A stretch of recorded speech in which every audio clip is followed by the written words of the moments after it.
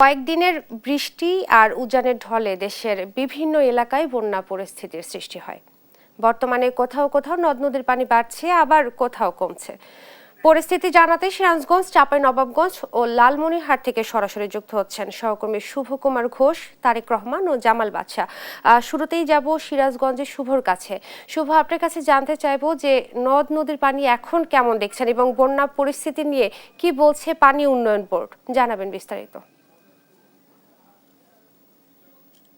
আসলে যমুনার পানি কমতে শুরু করেছে, তবে কমতে শুরু করলেও কিন্তু যমুনা সংলগ্ন যে এলাকাগুলো আছে সেই এলাকাগুলো কিন্তু আগেই প্লাবিত হয়েছিল। ফলে সেই এলাকাগুলো কিন্তু আমরা সরেজমিন ঘুরে দেখছি যে কিছু মানুষ কিন্তু আসলে পানিবন্দী হওয়ার মতো অবস্থায় পড়েছে। তাদের যে বাড়িঘর থেকে বের হওয়ার মতো অবস্থা নেই, তারা কিন্তু পানিতে আটকা পড়ছেন এমনটা বলছেন। আমরা যে এলাকাটায় আছি এই মুহূর্তে দেখতে পাচ্ছেন, এটা সিরাজগঞ্জ সদরের ক্রসবার 2 এলাকা। এই এলাকায় কিন্তু যে বাড়িঘরগুলো আছে, এই বাড়িঘরগুলোর কিন্তু আসলে একদম এরা নদী যমুনার সংলগ্ন এলাকা। যার ফলে কিন্তু যমুনা প্লাবিত হয়ে যখন উপরের দিকে পানি উঠে আসলেই কিন্তু এই এলাকাগুলো প্লাবিত হয়। ফলে তারা কিন্তু এই এলাকাগুলোতে আটকা পড়েছে। তারা কিন্তু বলছেন যে তাদের নিজেদেরও যেমন খাবারের কিছুটা সংকট দেখা দিচ্ছে, তাদের কাজ কাম কমে কমে গিয়েছে, পাশাপাশি তাদের যে গবাদি পশুগুলো আছে সেগুলো নিয়ে কিন্তু একটু সমস্যায় আছে। আমরা একটু কথা বলি আসলে এই এলাকার যারা আছেন যে তাদের জীবন জীবিকা এখন কি অবস্থায় আছে, কোনো সমস্যা আসলে হচ্ছে কিনা, আপনারা পানিবন্দী হয়েছেন কিনা? হ্যাঁ, তো আগে 10-12 দিন হলো আমাদের চলার মতো কোনো সমর্থন নাই। বাড়ির বাড়ির নামাতে নামাতে পারতেছি না, এই অবস্থা হয়ে গেছে বুঝছেন। গরু বাছুর সারাদিন না খিলে রাখছি, আমার ওই অবস্থায়।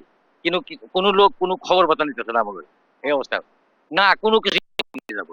আসলে ওনারা কিন্তু বলছেন যে এই কিছু মানুষ যারা আছেন এইদিকে, যারা এইদিকে বাড়িঘর করেই থাকেন, তাদের কিন্তু এখনো কোনো সহযোগিতাও পৌঁছেনি, তাদের কিন্তু কোনো খোঁজ খবরও নেয়নি। তবে যমুনায় পানি কিন্তু কমছে, সিরাজগঞ্জ কিন্তু 6 সেন্টিমিটার কমেছে এবং কাজীপুর পয়েন্টে 9 সেন্টিমিটার কমেছে। পানি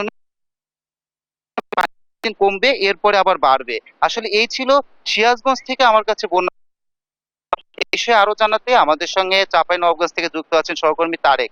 তারেক, জানাবেন যে চাঁপাইনবাবগঞ্জে বন্যা পরিস্থিতি কি অবস্থা বিরাজ করছে? ধন্যবাদ শুভ আপনাকে। আমি এই মুহূর্তে আছি পদ্মা নদীর একেবারে প্রান্ত 4 নম্বর বাঁধে, এটি শিবগঞ্জ উপজেলার মধ্যে পড়ে। আমরা কিন্তু বেশ কয়েকদিন আগে থেকে কিন্তু পদ্মার এবং মহানন্দাস এবং অন্যান্য যে নদীগুলোর যে পানি প্রবাহিত হচ্ছিল সেগুলো আমরা খবর জানিয়ে আসছিলাম। আমরা গত কয়েকদিন ধরে দেখছি চরাঞ্চলের প্রায় 12 থেকে 14 হাজার মানুষ কিন্তু পানিবন্দী হয়ে রয়েছেন। তবে এখন যে পরিমাণ পানি বেড়েছিল দ্রুত গতিতে, সে পরিমাণ কিন্তু এখন পানি কমছে না, পানি কমছে একেবারে ধীরে ধীরে। ফলে জনদুর্ভোগ একরকম কিন্তু রয়ে গেছে। প্রায় অর্ধশত শিক্ষা প্রতিষ্ঠান এখন পর্যন্ত বন্ধ রয়েছে। এছাড়া কিন্তু মানুষজন এখনো কিন্তু পানিবন্দী রয়েছে। যারা পানিবন্দী রয়েছে তারা কিন্তু একরকম মানবতার জীবন যাপন করছে। তাদের অনেক ত্রাণের দরকার ছিল, চিকিৎসা দরকার ছিল, তারা কিন্তু তাদের চাহিদা তুলনায় ত্রাণ এবং স্বাস্থ্য সেবা কিছুই পাচ্ছে না। তারা যেহেতু প্রায় 20 দিনের অধিক সময় ধরে পানিবন্দী রয়েছেন, সেক্ষেত্রে তাদের মধ্যে কিন্তু ডায়রিয়া, কলেরা, ঠান্ডা, জ্বর, এমনকি চুলকানি সহ বিভিন্ন রোগ বালাই তাদের মধ্যে দেখা দিয়েছে। তারা কিন্তু এই ভয়াবহ স্বাস্থ্য বিপর্যয় ঘটতে পারে বলে আশঙ্কা করছে।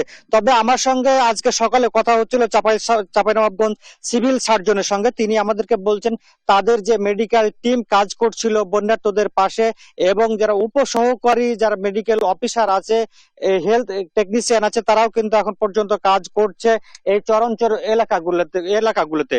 তবে তবে তবে স্থানীয়রা বলছে যে পরিমাণ বন্যা বেড়েছিল সে পরিমাণ বন্যা কমছে না, বন্যা কমছে ধীরে ধীরে, এবং আগামীতে তারা কিন্তু আরো কিন্তু বন্যার আশঙ্কা করছে। এজন্য তারা দ্রুত সময়ের মধ্যে প্রশাসনের হস্তক্ষেপ কামনা করছেন। তারা বলছেন প্রশাসন যদি তাদের মধ্যে এখন যদি না দাঁড়ায়, তাহলে কিন্তু একরকম যেমন খাদ্য নিয়ে কিন্তু চরম ঝুঁকিতে রয়েছে, তেমন কিন্তু স্বাস্থ্য ঝুঁকিতে রয়েছে।